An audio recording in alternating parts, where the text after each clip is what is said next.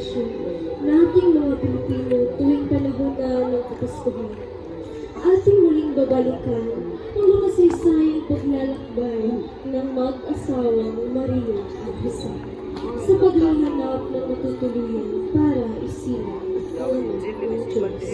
Sa kanilang paglakad sa dilim ng gabi, ipinaalala sa atin na sa kabila ng lahat ng kaguluhan at kapighatian sa mundo, ay may matatagpuan pa rin ang liwanag na hatid ng pag-asa at pag-ibig na magmumula sa sanggol ng Jesus.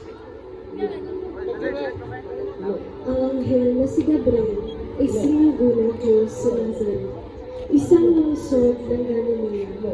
Isinugo siya sa isang dalagang berhen na ipinagkasundong mapapangasawa ng isang lalaking nagngangalang Jose. Si Jose ay mula sa angkan ni David at ang pangalan ng dalagang berhen ay Maria.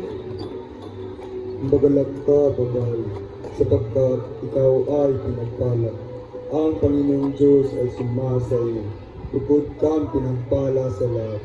Huwag kang matakot, Maria, sapagkat kinalugdan ka ng Diyos. Ikaw ay maglilihi at manganganak ng isang lalaki, at siya ay tatawagin mo Jesus.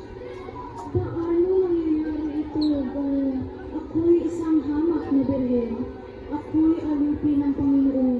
Ngunit kung ito ang kalooban ng Diyos, narito ako hanggang tumupad sa kanyang nais.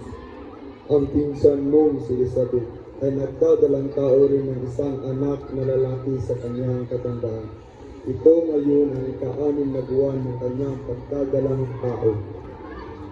Sa mga araw na iyon, si Maria ay tumindi at nagmamadaling pumunta sa Zacarias at bumati kay Elizabeth.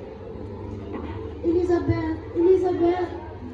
Nang marinig ni Elizabeth ang pagbati ni Maria, ang sanggol sa kanyang sinapupunan ay nakalundag, at si Elizabeth ay napuspos ng banal na espiritu. Kapuri-puri ka sa mga kababayan, kapuri-puri ang buhay niyang sinapupunan. Ikaw, na sumampalataya, ay lubos na pinagpala, sapagkat magkakaroon sa kaganapan ang mga bagay na sinabi sa iyo ng Panginoon. Sige, loko. Ito,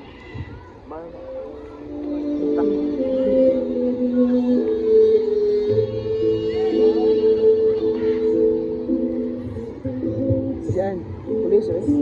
Bangas may gagana. Lagi. Lay, magbangas ako kadali. Magbangas ako kadali. Ah.